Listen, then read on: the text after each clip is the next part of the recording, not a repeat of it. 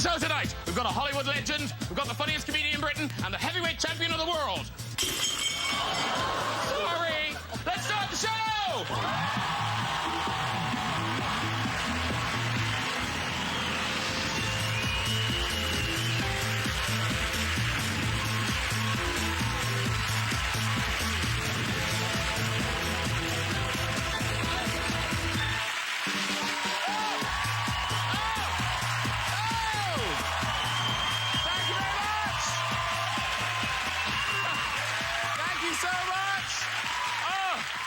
There's excitement in the studio tonight. What a show we've got for you.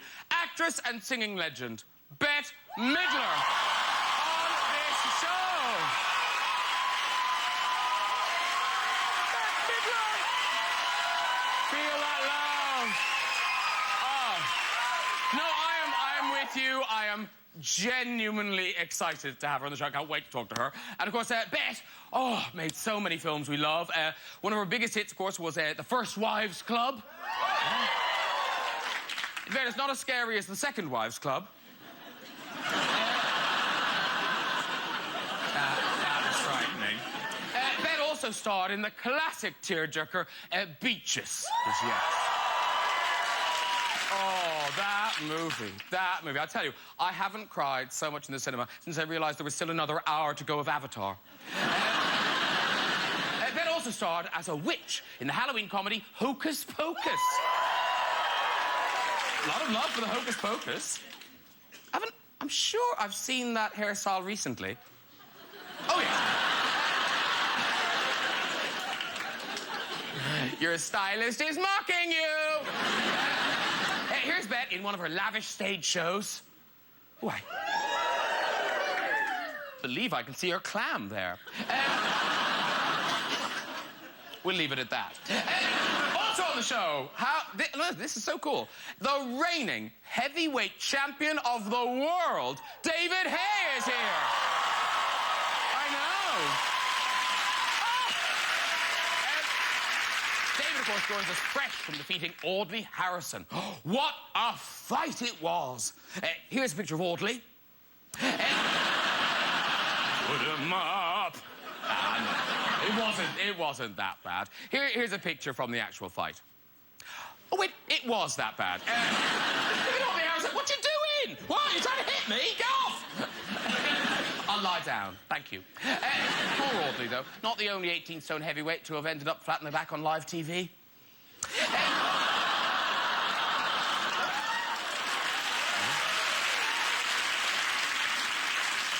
Also, more on the show. How exciting this. Comedian, actor, writer, all-round brainbox, Stephen Fry is with us. Oh, no! Bette Midler, David Haye, Stephen Fry.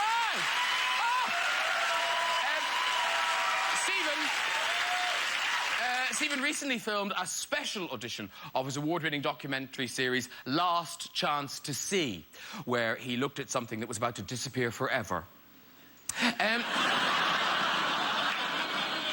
Even Chico is looking at his watch now, isn't he? Really? Stephen just published the second volume of his autobiography, The Fry Chronicles. Yes. Oh. A book? Ah! It begins with his arrival at Cambridge University and ends with him about to take his first line of cocaine. Yes. I believe Stephen's next few years funded a small village in Bolivia. I'm just joking. It was a huge village. Stephen, a great friend of the royal family, and I'm sure he was very excited about William and Kate's engagement. Everyone, of course, so excited about the royal wedding. Camilla already decided what to wear. It's a sort of elegant, off-the-shoulder blue number. Should we get some guests on? All right. He's a QIP. Quite interesting person. It's Stephen Fry.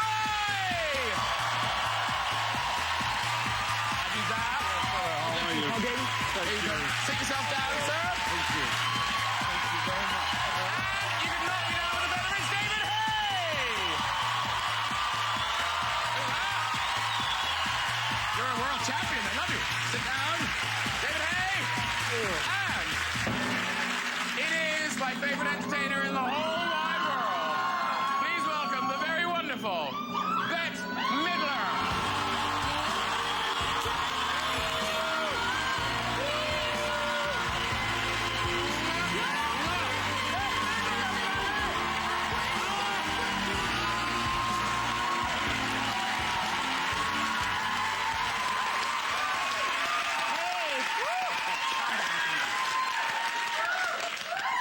do that for half an hour. Oh my we sing God. the song, we can So go. excited. Wow, yeah. Oh. Calm down. Back off. Back off. Lovely to see you, Stephen. Lovely to see you, David. Bette. I'm here. Oh, so cute. Thank you so No, much. honestly, I know it is very nice to see Yeah, you both. but- I'm sorry. Well, I've Jim. I've waited for this day. Oh my God. Oh my God. What's in it for me? All right. What's going on? No, nothing. I'm just Okay. excited. All right. Because you're a free woman now. You've been released from Vegas. Oh, that's right. That's right. Yes. Because no, how many years? 2 years. I was there 2 years. Yeah. I was there 2 years. It was long. It was I hard. believe some people may have gone to see you. Did you go? Oh, yay! Great. Because it's weird. Because Vegas is odd. It's such a because apart from my couch, I think it's one of the few places where the three of you could meet in Absolutely, Vegas. no question. Yes. True. Have you fought in Vegas, David? I haven't yet. Plan to next year at some stage. Yeah. Bette's coming to watch me. She promised to be there ringside. Absolutely, no question. You'll hold the sponge. I can't wait. And you, Stephen, of course, big gambler. I do like poker, yes. I never played it properly in Vegas. I've killed people and left weird clues in their bedrooms for the CSI team to investigate.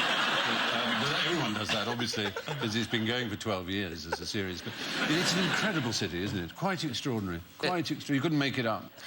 Now, Bette Midler, they did kind of break the mold. I can't think of anyone else who does what you do or who can do what you do. That's very kind of you. That's very kind of you. Well, no, because, you know, people, if they can sing like you sing, yes, they sort of don't bother to develop a personality after that. Well, because they kind of think, I can sing, I'll get invited to parties. Well, you know, it's very interesting because I always thought I should have, like, something called Diva Boot Camp, where you kind of, like, tell people, if you sing, you can also speak. It stands to that you can be amusing, you can introduce yourself to the audience. Most girls and boys these days, it's as if they were singing in a vacuum. It's really weird. So I'd like to get them all together, charge them a fee, of course, and teach them, hey, here's a whole bunch of old jokes you can tell when you're really, really hard up. Because you were kind of back, you know, you were like a working comic. You were doing like comedy monologues. Yes, I did, yeah. I did comedy monologues, I did characters, I sang a bunch, I wore very short dresses, I wore, you know, those little corsets, I had feathers, I had it all. And I had 18 girls backing me up, I had showgirls, it was fantastic. It was a dream of a lifetime, and now it's done. I'll never do it again as long as in fact, I'm in retirement. Oh, how about you, babe? Okay. How quickly they turn. Boom! We loved her a second ago. That's right, that's right. Bette Midler. What how dare you try to take a rest?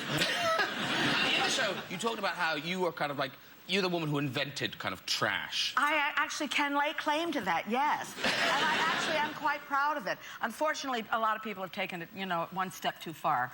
And everyone else is way, way trashier than I am now. Now I feel kind of respectable, a little bit conservative. What can I say? Conservative, yeah. But did those wild girls give you the respect you were due? That you, the respect I was Jew? Yeah. Yes, I am Jewish, as a matter of fact. Yeah, I'm Jewish. I just wanted to clear that. Do those wild girls give me respect? No, I don't get any respect, and it pisses me off no end. It really infuriates me, but I get big bucks, so it doesn't matter. You know. Listen, we want to talk about new album. Yes, new album. please. Yes. Please. Bette Midler, Memories of You. Memories of Jew. Whatever.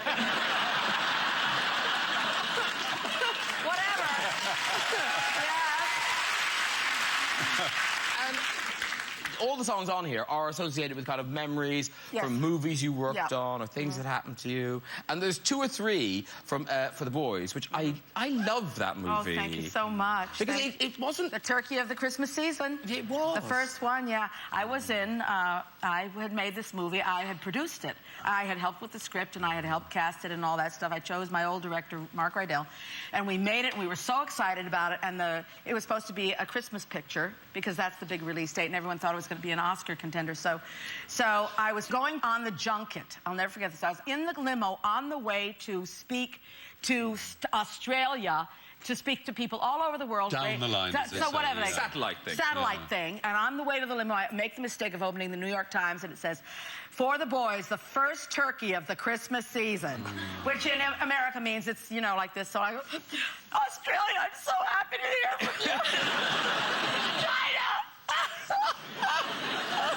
But you're being genuine. You were that upset by the review. I was terribly upset because, you know, everyone, you know, making a picture is It was your really baby, hard. yeah. Yeah, and we had shepherded it for years and years, and it was a big thing for us. It was, at the time, it was quite an expensive picture. Nowadays, it's like nothing. It was like it was $40 million. In those days, it was like, oh my God, that bitch spent $40 million. How dare she? That cost more than the war. Okay. Then preparing for a match, it's your diet, you can't have sex. You can have sex, but you can't unload. Oh, good Lord.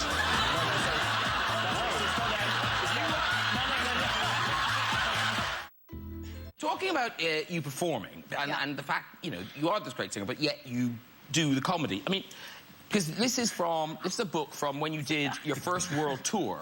Yes. Many years ago, that's like 1981 or 1982. Isn't that incredible? But like most people with your voice do not come on stage dressed as a hot dog. It's so nice of you to do it, but why do you... I don't know what possessed me. I just felt like it was we were singing some kind of American song, and I thought, what's more American than a hot dog?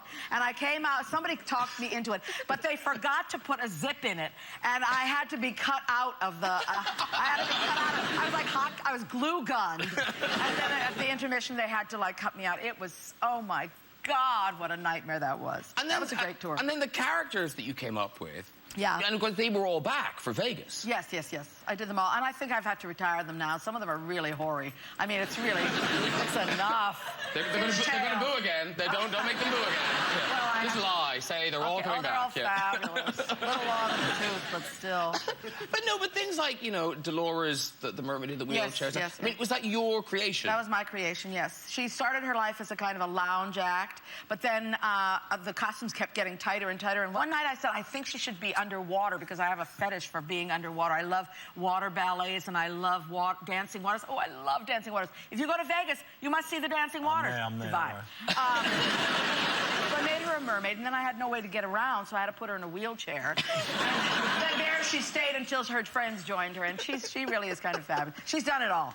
And was Sophie, not Sophie Tucker now, just Sophie, was she back in Vegas as well? I did her, and I did the apotheosis of Soph, because she had 18 girls with feathers, pink costumes and pink feather fans, and she has a long staircase to come down, and she has her fans, and I couldn't do any better than that. I can't see how I could ever top that. But those jokes, I mean, they were shocking back then. Oh, they're not shocking anymore, my God. Well, everything is like... I remember one which is on your album with Sophie. Sophie Tucker was a real person. She was a burlesque, burlesque comedian? A vaudevillian. Yeah. And she had... Do you remember? You can do it. I was in bed with my boyfriend, Einie. Oh, please. You didn't like this one? They all start the same way. Which one is it? Why did you ever tell me? Sophie, you got no tits in a tight box. Oh, my God. I said, Einie, get off my back. All right.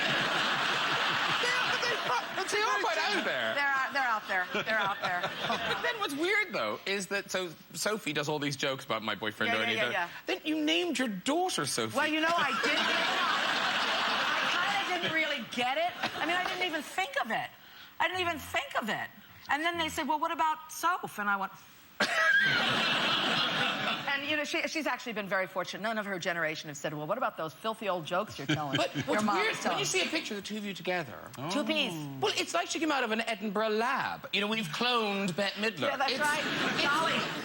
It's incredible. Isn't she gorgeous? Beautiful like you. Thank you. Isn't she gorgeous?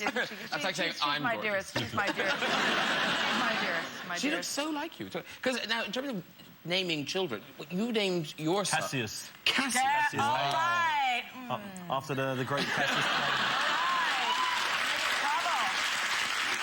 Oh, not after the Roman traitor who murdered Julius Caesar. Not that one, no. Well, we're waiting to see. Yeah. Oh, and it'll work, of course, because it's Cassius Haye. Oh, I just worked that out this second. Saying, what's the sir? Oh, I get it. Okay, yeah. Now, Bette Midler. I want to talk about your childhood. My childhood? What about his childhood? He had one, too. Oh, yeah. We'll get to his. I know, because I went there filming. You were born in Hawaii, and they're very proud of you there. Yes, they are. Yeah, and Obama, Barack Obama, he was also born there. Although a lot of people think he wasn't. I know he was. Yes.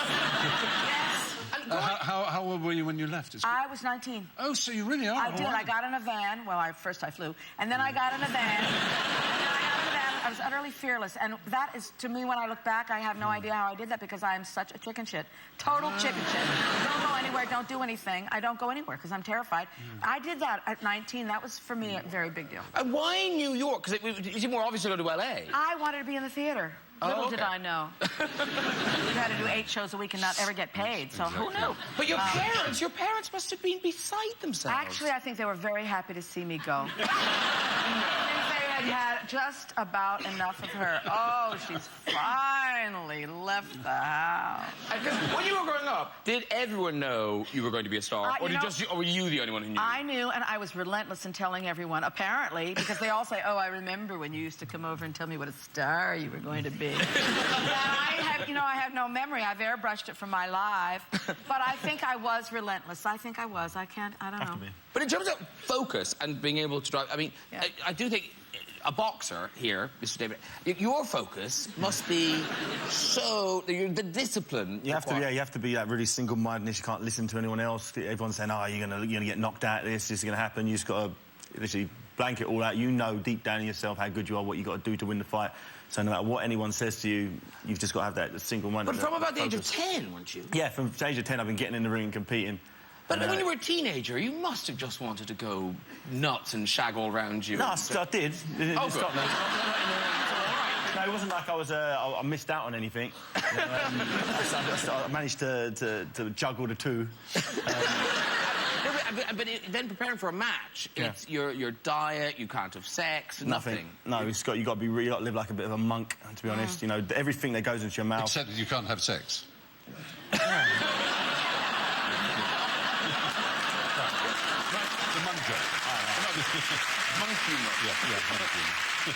You can have sex, but you can't unload. Oh, good Lord. Stop.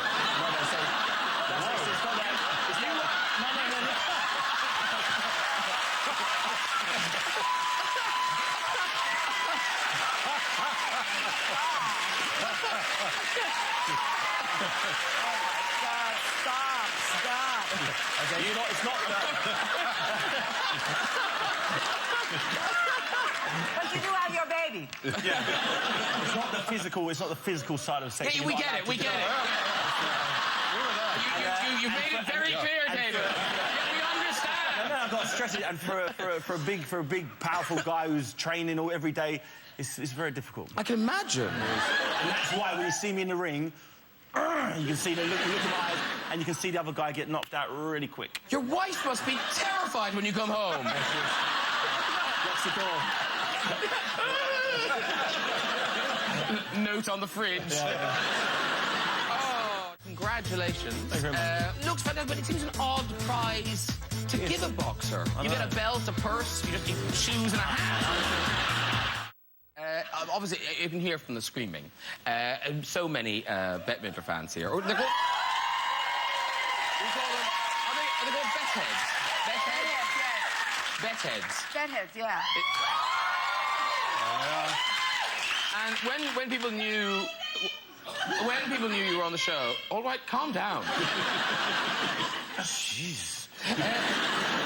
When people knew you were on the show, we got lots of sweet emails and letters, requests for tickets and all that stuff. And this is just an example. One that goes, "Hi, thank you so much for tickets. I have so much Bet stuff, including a scrapbook and even a Bet bear. My nickname at uni is Bet. And when I was younger, I used to ask my mom if Bet could adopt me if she ever died, like the ending in Beaches."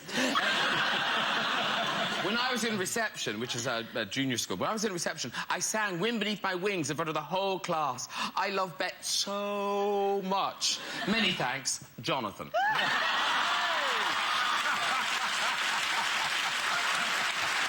Is Jonathan here? Oh! Cute. Oh, He's really cute. So how old are you, Jonathan? 19. 19? Wow. Can I have a hug? No, back off, Jonathan. You've had your moment. Enjoy it. Over. I can touch her. When you're old, you might have a cha-cha. Now, David Haye, congratulations. Thank you very much. World champion. World... That is such a cool thing. Have you got your belt with you? I got my belt here. There it is.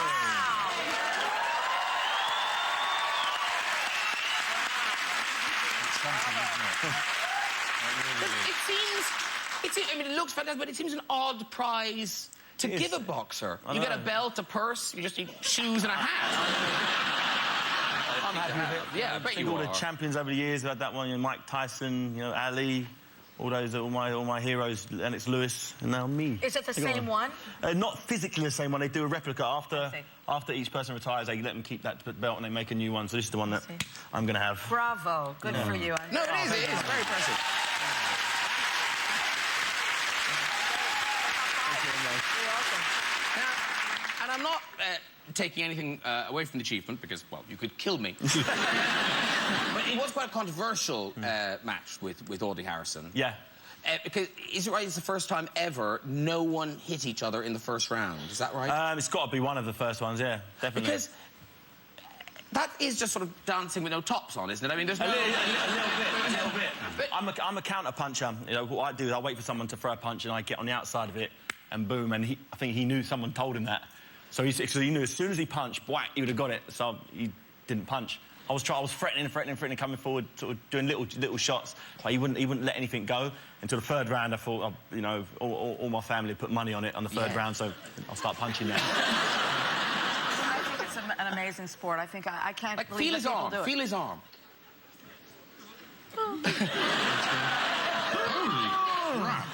not like flesh and bone, is it? It's something else. It's like metal or something. You're cheating. So are you going to fight the one of these Kitchkos then? That's the plan next year. The other guys have got hold versions of the world title, so I've got to go and clean up. So do you have to kill, not kill, sorry, beat... You have to beat both of those? Ideally, yeah. So which one are you going for first, do you know? I know, the little one over there, he's only 6'8". I know, that'll take an afternoon. Yeah, he's been making the most noise. He's made these videos of himself, all baby-oiled up, trying to act tough, but it doesn't really work. Doesn't impress you much. No, not one bit. It doesn't, because I first became aware of you, because I don't follow boxing, but everyone became aware of you when you were going to fight this creature. Yeah. Now, have you seen him before? No. Okay, so that's what he looks like. But now this is him to scale with David. Hi. This is him to scale. No, that's how big he is. He was 7'2". Look how big he is. Biggest heavyweight. That's where I won the belt. I won that title off of him. The 7'2". Off of that guy? That guy, yeah. Oh, my God.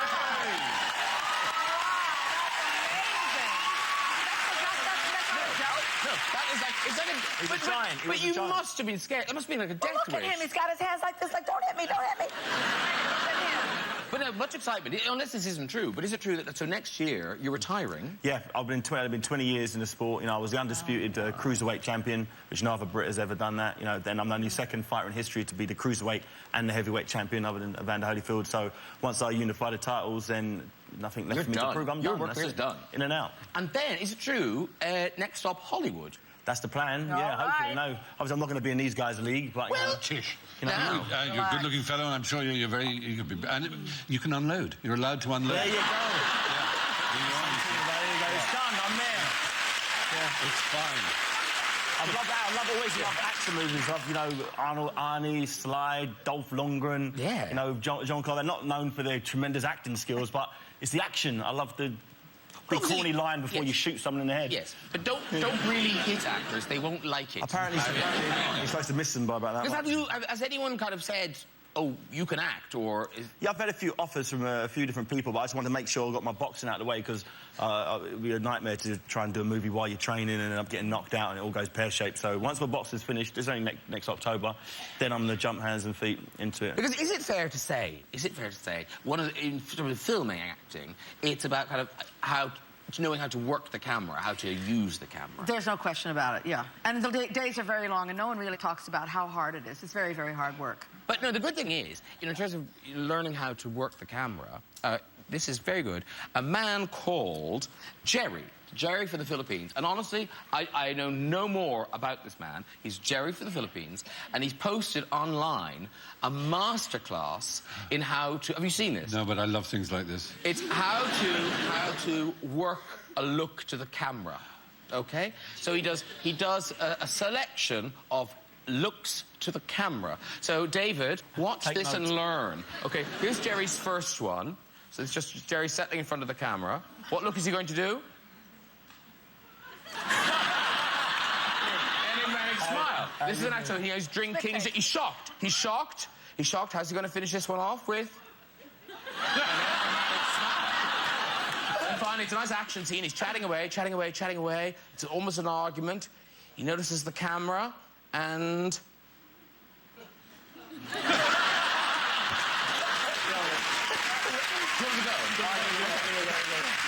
camera five. So I'm talking to you. David Haye, David Haye, David Haye. Oh, my God, what's that? Oh, natural. Very good.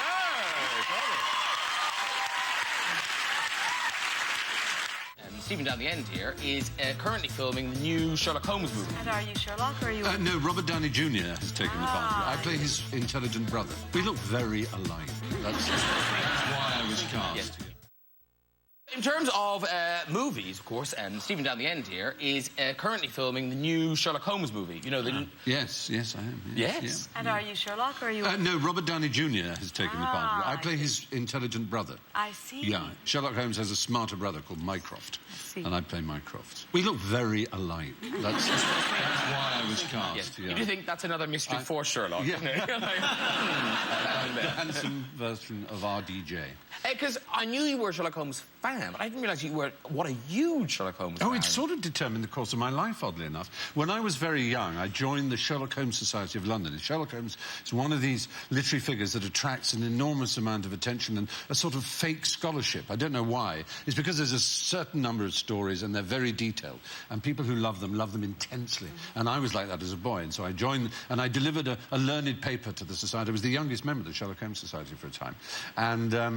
And it was that got me expelled from my first school. I was a list of schools from which I then got expelled, which led to prison and the whole sort of course of my life, to be perfectly honest. So I really owe everything to, both in terms of degradation and redemption, to Sherlock Holmes. So it is fabulous that you're now in this huge Hollywood movie. Yes, it's rather terrific. I mean, I don't know if you saw the first one. It's directed by Guy Ritchie and with Jude Law as Watson, and they're terrifically good. Terrific. I mean, it's what we call non-canonical. It's not based on absolute stories. It's based on the idea of Holmes and Watson and the idea in this second one of Moriarty, played by Jared Harris. You know, Richard Harris's son. Oh, wow. Fabulous actor. Yeah. So it's a really good cast. And Noomi, I never know how to say her name, Noomi Rapace, the girl with the dragon tattoo, the Swedish actress. Oh, yes. She's in it too. She's absolutely wonderful. Jeez, they've got loads of people in it. Yeah. Loads of people. Wow. I'm not in it. Are you? No. David? No. I'll have a word with Guy. Do you know Guy? Yeah, so we went to the UFC.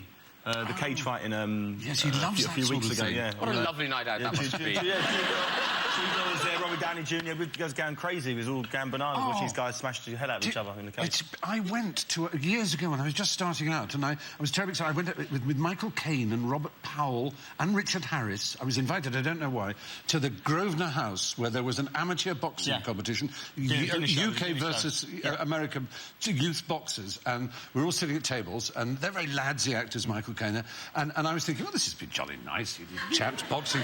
And the moment I realised boxing, with all respect, was not for me, was when the first drop of blood landed on the tablecloth. And I just thought, oh, God, this is real. You have dinner, no more 6 feet away from the ring. Right. You're sitting there having a good thing it's a steak normally. As it goes on your plate, you mix it up. Seriously. National Sporting Club or something, isn't it? I might have boxed on that. I boxed on a lot after England versus USA. I was representing England as an amateur, so it might have been some of my opponent's blood sprayed on your... I'm sure not yours, yeah. Well. How lovely. The story of your life, volume 2 of... this is volume 2. This is 8 years. Amazing. This is 8 years. You mean the first volume was the first 8 and this is the second 8? No, the first volume got you up to... Got me up to about 18, just post-prison. Yeah.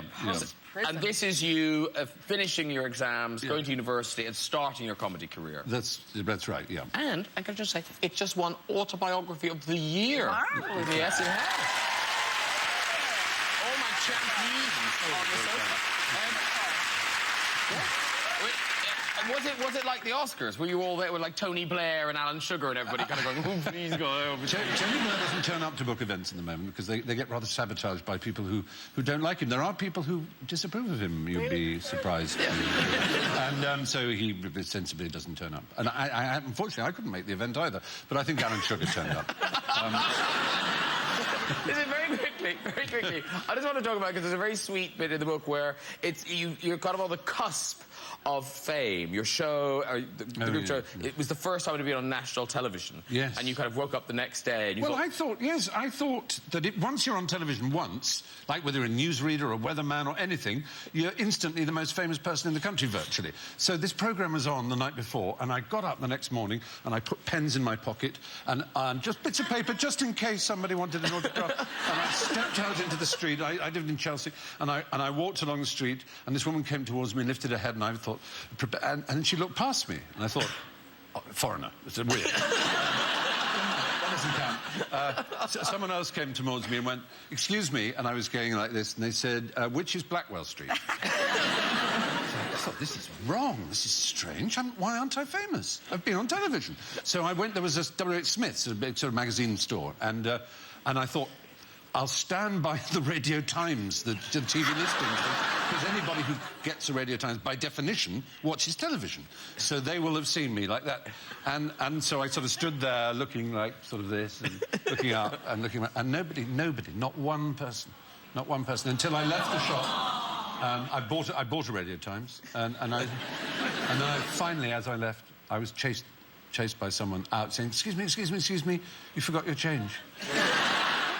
Yahoo Answers, you know. Yes. So it's where anyone in the world can put in a question, and then anyone in the world can answer it. Now, these are genuine questions that people ask. How can the world possibly end in 2012 if I have a yogurt that expires in 2013?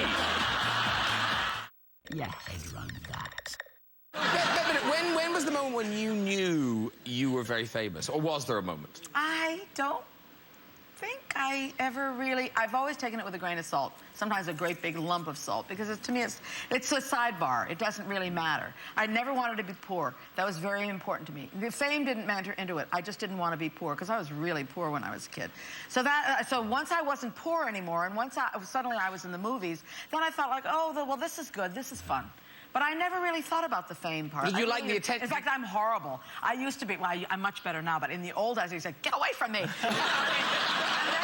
Get away from me, get away. So, did you really? I did, and I did it for years. And one time I was in Austria, in Vienna, with my friends, with two of my friends, and we were in that very fancy hotel with the princess who died, you know, the crown princess. The hotel was named after a very fancy hotel. And my friends and I are going in, and there's a little man there. Miss Midler, will you get away from me? And he said, I hate you, I will never buy another record, I will never see another movie. I realized that it's a two-way street. If I can't really expect them to be my friends and to love me and to support me if I'm not going to be kind. And my friend says, oh, you finally learned your lesson. It took me a long time, but I did, and now I'm very, very polite. David Haye, he has a kind of modus operandi for... Yes, you make hotel. Yes. Yeah, 9 times out of 10, once one person comes to get a picture, someone else thinks, who's getting a picture? Oh, I'll have one. Blah, blah, blah. And 9 times out of 10, you ask them, do you know who I am? Someone go, not really know. You have a picture, though, because you're famous. I'm like, OK, whoever wants a picture has got to give me 20 press-ups.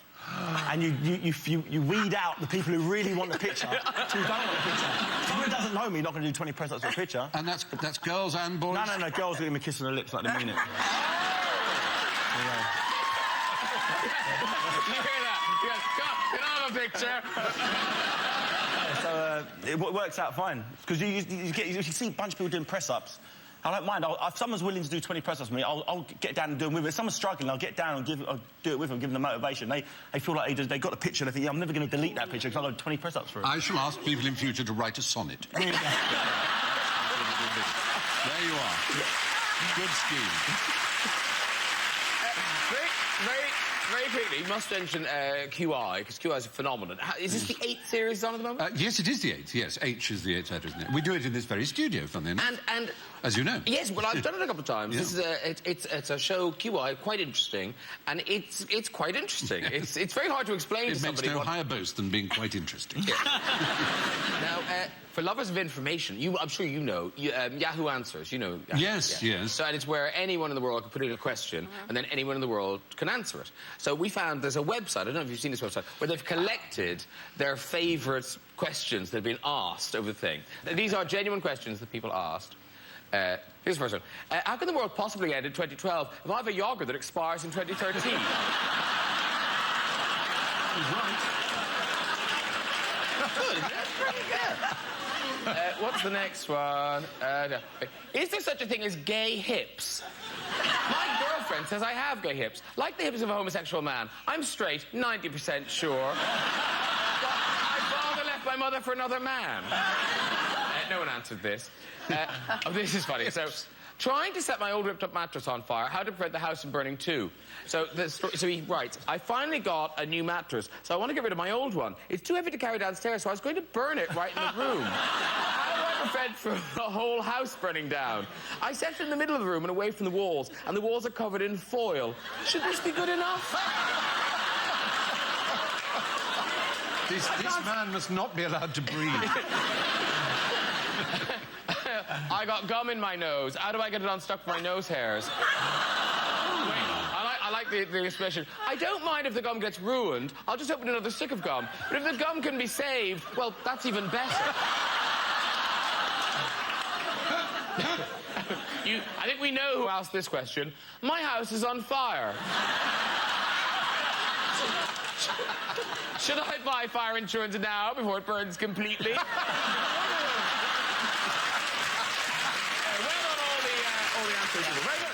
I'm not going to let you in. You go ahead, hon. At school, we had to write an essay about what interested us, and mine, of course, was on Bette Midler. I thought it was amazing, you know. I spent a lot of time on it, and then... It has been lovely talking to you all, but enough of the talking, because we're thrilled you are going to sing for us. I am. It's a beautiful lullaby. So tell us what you're going to be singing for. I'm singing Dreamland from the Turkey of the Season for the boys. I love that movie. Written by the Bergmans, just especially for that picture, and it's a ballad. It's on that new record of mine, Memories of You, which I'm very proud of, and I hope that everybody will have some good memories when they hear it. If you'd like to go and get ready, off you go. Thank you so much. You're all right, go over there. Yeah.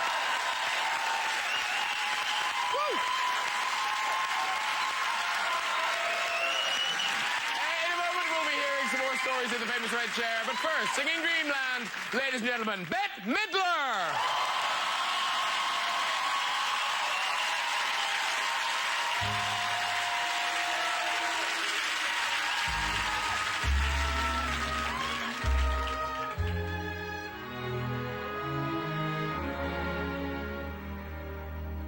There's a place way up high, starry bright there through the night there. Close your eyes, let your wishes fly. You'll be in dreamland by and by. Dimpled and drowsy, off you go over the treetops, sliding down the rainbow. Sleepy head, curl up in your bed until the suns rise and shine. Sleep warm in dreamland, baby mine.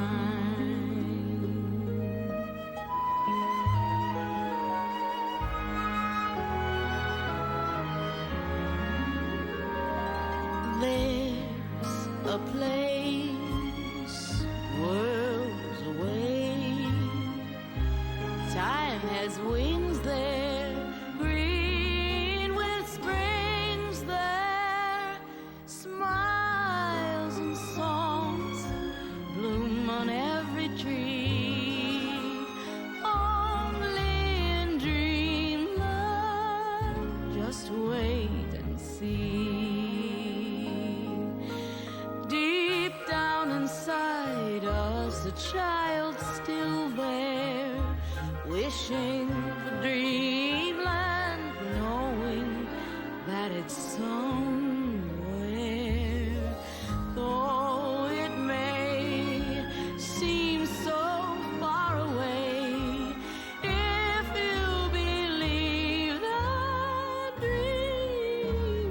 come true. You'll find a dreamland waiting for you.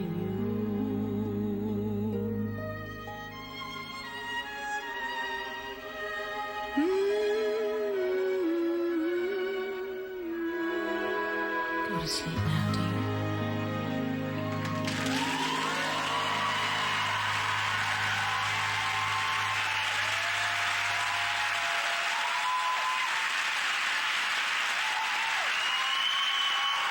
Bette Midler, ladies and gentlemen! Woo! Come back and join me, dude. Beautiful. Thank you so much. Beautiful. Come back, dude. We glide, we glide. There you go, my dear. Oh, beautiful.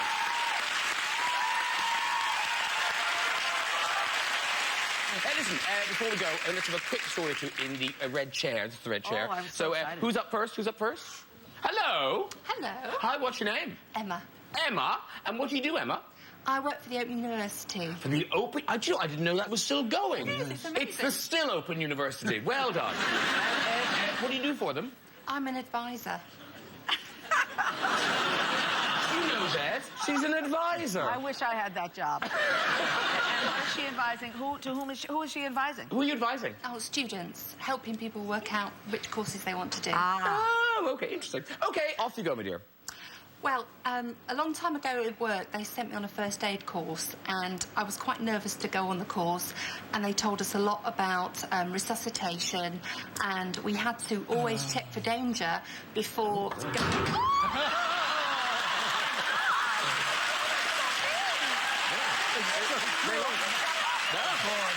I'm sorry. She'd lost... She'd lost David Haye's interest. Wow. She'd lost David Haye. I've got a short She didn't do attention like that. span. I know, but you. What is it? Overcome? What is it? You unload? Unload. But she was just getting the good part. I know, but you know, You'll I'd never know. lost someone on the sofa. Do we have anyone else in there? Quick. Oh, hello. Hi. Oh. She might be a Bette Midler fan. We can't be sure. Wow, I love what's your name? Laura. Laura. Does your story involve Ms. Midler? It does, yeah, I'm a huge fan. Yes. Oh, my God. Do you want to? Yes, of course. No, you can... Do I want to throw her? No, I'm going to listen. I'm not going to let you eat it. You go ahead, hon. All right, off you go. Okay, when I was about 13, at school, we had to write an essay about what interested us. And mine, of course, was on Bette Midler. So I thought it was amazing, you know. I spent a lot of time on it. And then when we got our chance to read it out in front of the class, they weren't as interested as I would have liked them to be. So I thought, now, what would Bette do? So I said, right, who's ready for a song? And I sang about 2 of her hits, and I aced it. Do you want to see something interesting, Beth? Yes. Watch this, watch this.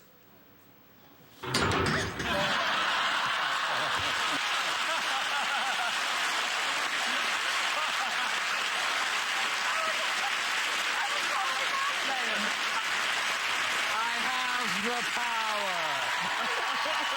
Well done, everybody. Bette Midler, David Haye, and Team Live. Good night, everybody,